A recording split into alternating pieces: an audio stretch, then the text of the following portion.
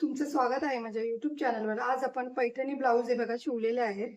त्याचे मी व्हिडिओ काढलेला नाहीयेत, मला वेळ नाही भेटला म्हणून। हे बघा कारण की डिझाईनचे होते आणि अर्जंट द्यायचे होते त्यासाठी।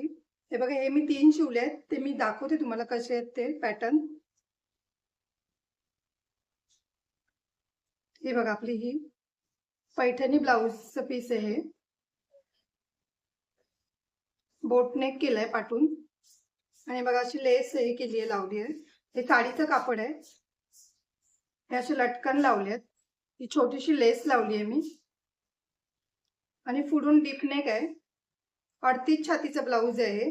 त्याचा पफ पण बघा किती व्यवस्थित आलाय। पुढून हे बघा गोल आहे गळा, डीप नेक आहे, पुढून डीप नेक पाठून बोट नेक आहे। आणि मी व्हिडिओ म्हणजे अशी टाकलेली आहे याची, पुढून डीप नेक असेल तर कसं शिवायचं वगैरे ते त्याची व्हिडिओ आहे YouTubeवर। आणि बघा पफ दिलेत,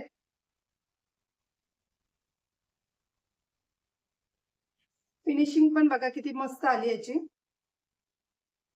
हे दुसरं पण पैठणीचंच आहे, हे 40 छातीचा ब्लाउज आहे।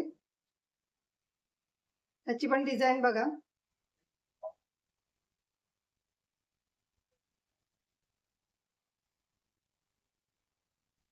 हे पण पाठून बोट नेक आहे आणि पुढून डीप नेक आहे। त्याचा पण पफ बघा, कप्स न घालता पण पफ याचा किती व्यवस्थित आणि सुंदर बसेल ब्लाउज। त्याला पण मी पफ हात दिलेत,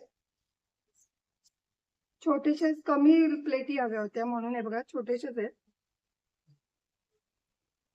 ह्याला पण हे बघा लेस लावून पॅच लावलाय हा साडीचा। आणि हे बघा हे छोटंसं बटन असं लावलंय मी इकडे।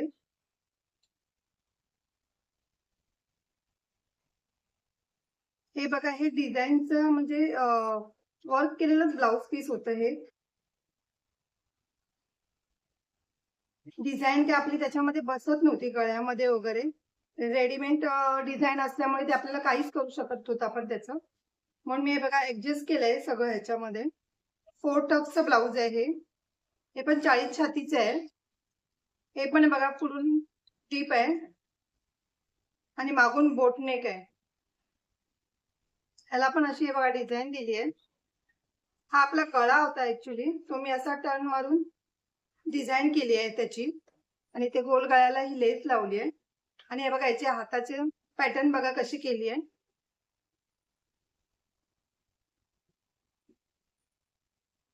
हे बघा इथे पण लेस लावली अशी आणि इथे हे बघा पाइपिंग केली आहे।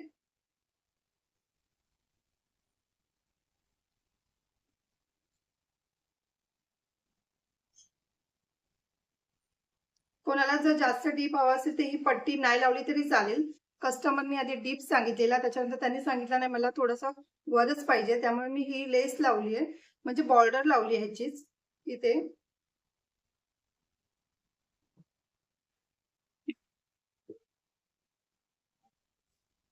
जर तुम्हाला माझी व्हिडिओ आवडली असेल तर लाईक करा, कमेंट करा, शेअर करा, सबस्क्राईब करा आणि बेल आयकॉन ऑन करायला विसरू नका।